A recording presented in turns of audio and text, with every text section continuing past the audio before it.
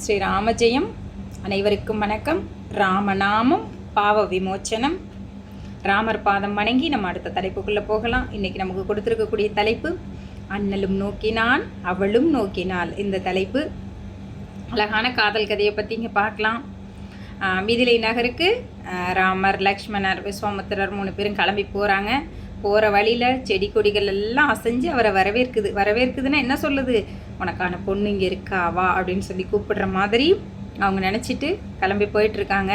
போகிற வழியில் சில பெண்கள் எல்லாம் நடனம் கற்றுட்ருக்காங்க. அந்த இடத்துல சீதா பிராட்டி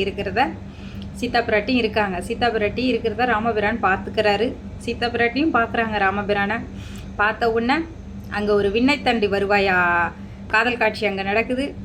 மனசு ரெண்டும் ஒன்றிணைஞ்சிருது. ஒன்றிணைஞ்ச உடனே மனசுக்குள்ளே இவங்க ரொம்ப ஜென்மத்தில் பார்த்துக்கிட்டவங்க மாதிரி ஃபீல் பண்ண அவங்க பூர்வ ஜென்மத்தில் ஒன்றா இருந்தவங்க தானே. திருமாலின் அவதாரமாக ராமரும், மகாலட்சுமியின் அவதாரமாக சீதா பிராட்டியும் பிறந்தவங்க தானே இவங்க. அப்போ எப்படி தெரியாமல் இருக்குமா? அப்படியே நடந்து நம்ம ராமபிரான், விஸ்வாமித்திர, லக்ஷ்மணர் 3 பேரும் நடந்து அந்த தெருமுனையை கிராஸ் பண்ணி இப்படியே போகிறாங்க. போகும்போது சீதா பிராட்டிக்கு தோணுது, மெதுவாக போயிருக்கலாம், இந்த சுந்தரரை இன்னும் கொஞ்சம் நேரம் நம்ம பார்த்துருக்கலாம், யார் இவர் அப்படின்னு சொல்லி மனசுக்குள்ளே தோணுது. ரொம்ப யோசிக்கிறாங்க. அவங்களுக்கு அந்த நாணமெல்லாம் போய் அவங்களுக்கு அந்த மனசுக்குள்ளே இவர் யாராக இருக்கும், அவரை பற்றின நினப்பு ரொம்ப அதிகமாக வருது.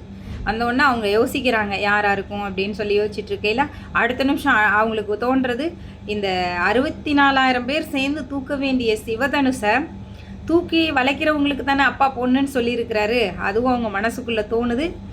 முனிவர்கள்ட்டையும் தேவர்கள்ட்டையும் வேண்டிக்கிறாங்க இதுக்காக. இதை இவர் தூக்கி எடுக்கும்போது அது பூ மாலையாக மாறிடணும் அப்படின்னு சொல்லி வேண்டிக்கிறாங்க. மனசுக்குள்ளே வேண்டிக்கிறாங்க. அப்படியே போயிட்டுருக்காங்க. போயிட்டு இரவு நேரம் நைட் ஆகிடுது. அங்கே போனால் அரண்மனை அடைஞ்சிட்றாங்க. 450 மைல் 14 நாள் தூக்கம் இல்லாமல் நடந்து வராங்க. விஸ்வாமித்திரர், ராமர், லக்ஷ்மணர் 3 பேரும் நடந்து வந்த கலைப்பில் மற்ற 2 பேர் தூங்கிடுறாங்க. விஸ்வாமித்திரர், லக்ஷ்மணரும் தூங்கிடுறாங்க. ராமருக்கு சுத்தமாக தூக்கம் வரல. சீதா பிராட்டியை பற்றின நினப்பு அதிகமாக இருக்குது.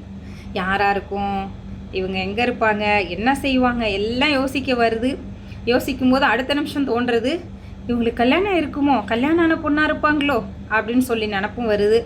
அப்போ மனசுக்குள்ளே அவரோட மனசுக்குள்ளே அவரே சொல்கிறது, நான் என் மனசு அப்படி எதையும் தப்பாக யோசிக்காது, அவங்க கன்னியாக தான் இருப்பாங்க அப்படின்றதும் தோணுது. தோணின உடனே அப்படியே அந்த நாள் போகுது. அங்கே சீதா பிராட்டிங்கிற உள்ள தூங்கலை. அவங்களுக்கு இசைக்கருவிகள் எல்லாம் இசைச்சு அவங்கள தூங்க வைப்பாங்களே அரண்மனையில், அப்படி அசைச்சாலும் அந்த நிமிஷம் தோன்றுறது அவங்களுக்கு சுத்தமாக தூக்கம் வரலன்னா இவர் யார் என்ன அப்படின்னு சொன்ன அந்த நினப்பிலேயே இருக்கிறாங்க.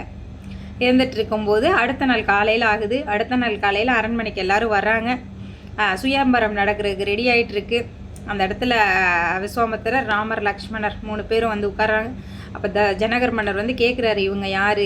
இவங்களை அறிமுகப்படுத்தும் போது தசரத மன்னருடைய, அயோத்தியிலேருந்து வந்திருக்கிறாங்க, தசரத மன்னருடைய 2 மகன்கள் ராமர், லக்ஷ்மணர் அப்படின்னு அறிமுகப்படுத்துகிறாங்க. சுயம்பரத்துக்கு வந்தவங்களெல்லாம் சிவதனுசுவை பார்த்துட்டு, இது எப்படி தூக்குறது, ஒருத்தர் நினைக்கிறாரு, இது எப்படி தூக்குறது, ஐயோ எனக்கு உடம்பு சரியில்லைன்னு ஒரு சிலர் போயிடுறாங்க. இப்படிலாம் நடந்துட்டுருக்கு. விஸ்வாமித்திரர் ஒரு பார்வை பார்க்குறாரு, ராமா இதை நீ தூக்கிடுவியா அப்படிங்கிற மாதிரி ஒரு பார்வை பார்க்குறாரு. அவர் நம்மளால் முடியும் அப்படின்னு அவர் மனசுக்குள்ளே அவர் நினச்சிக்கிறாரு. நினச்சிட்டு அடுத்து இவருக்கான சான்ஸ் வருது. இவர் போகிறாரு, அந்த வில்லை எடுக்கிறாரு, 2ஆக உடஞ்சிருது. அந்த உடையிற சத்தம் 3 உலகுக்கும் கேட்குது. தசரத மன்னருக்கே அங்கே கேட்குது. அந்த அளவுக்கு சத்தமாக இருக்குது. இங்கே சீதா பிராட்டிக்கு அது காதில் விழுகலை. ஏன்னா அவங்க இந்த சுந்தரரை பற்றின நினப்பில் இருக்கிறாங்க, நினைஞ்சிட்டே இருக்காங்க. நினைக்கும்போது அடுத்த அவங்கள அழைச்சிட்டு வர்றதுக்கான நேரம் வருது. அவங்கள அழைச்சிட்டு வர்றாங்க. அழைச்சிட்டு வரும்போது அவங்க ஓரக்கண்ணால் அவரை பார்க்குறாங்க. அண்ணலும் நோக்கினாள் அவளும் நோக்கினாள்னு அப்பையும் அங்கே ரொமான்டிக் கதைகள் தான் போயிட்டுருக்கு. இப்படியே போய் அவங்களோட திருமணம் நடைபெறுது. ராமபிரானின் பாதம் தொழுது இந்த பார்ட்டை நம்ம நன்றி சொல்லிக்கலாம். நன்றி, வணக்கம்.